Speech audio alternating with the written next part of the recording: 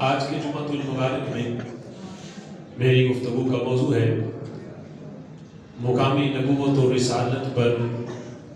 وارد ہونے والے اعتراضات کے جوابات۔ سبحان اللہ۔ میری دعا ہے رب ذوالجلال ہمیں مقام نبوت و رسالت کو اس انداز میں ماننے اور سمجھنے کی توفیق عطا فرمائے جو خلق کائنات جل جلالہ نے انبیاء علیہ السلام اور اپنے مرسلین کو عطا فرمایا ہے۔ حضرات محترم، آج اسلام پر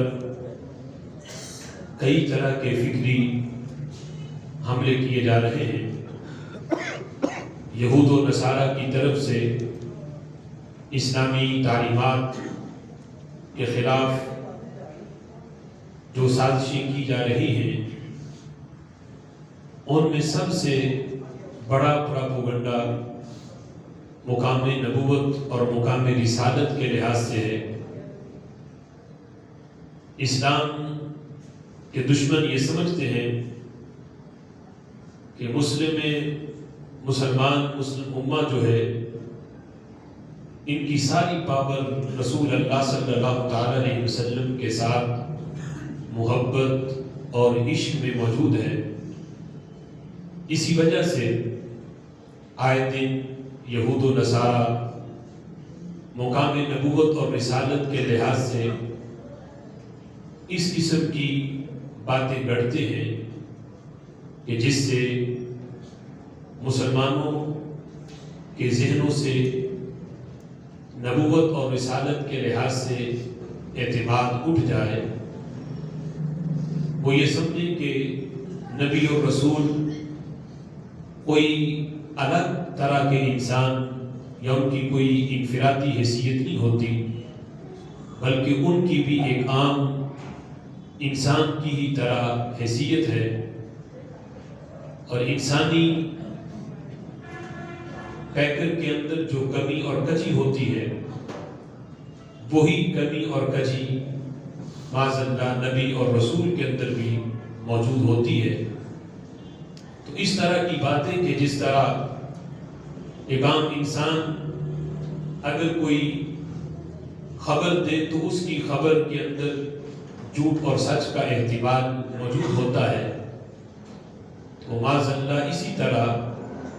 نبی بھی جو خبر دے اس میں بھی جھوٹ اور سچ دونوں کا احتمال موجود ہوتا ہے۔ اور اس قسم کی سازشیں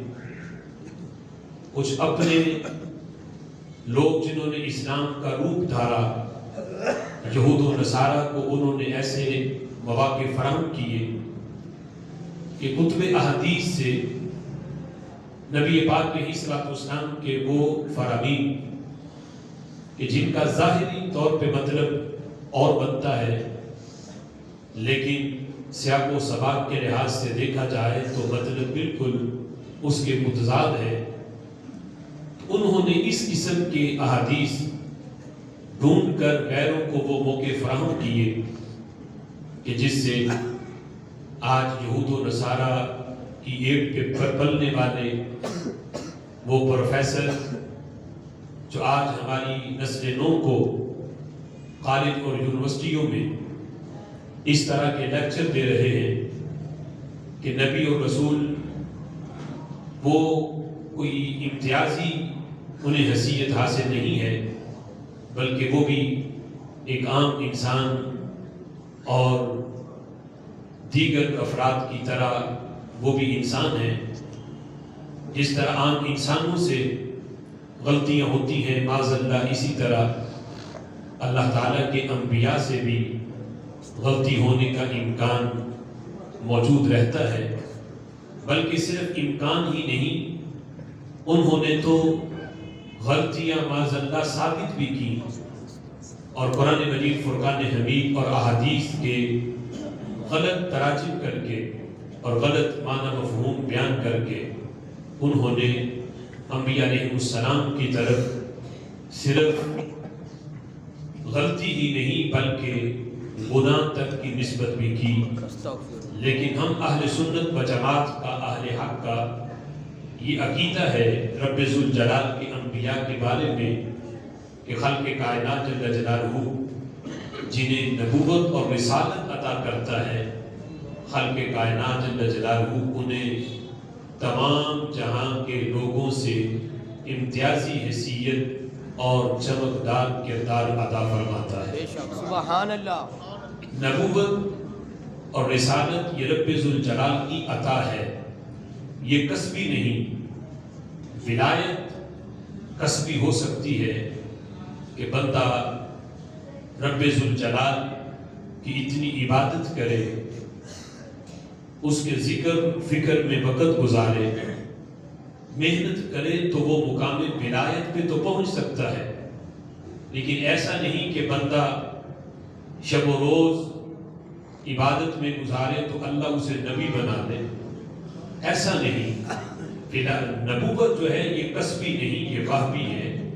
خالق کائنات جل جلالہ جسے چاہتا ہے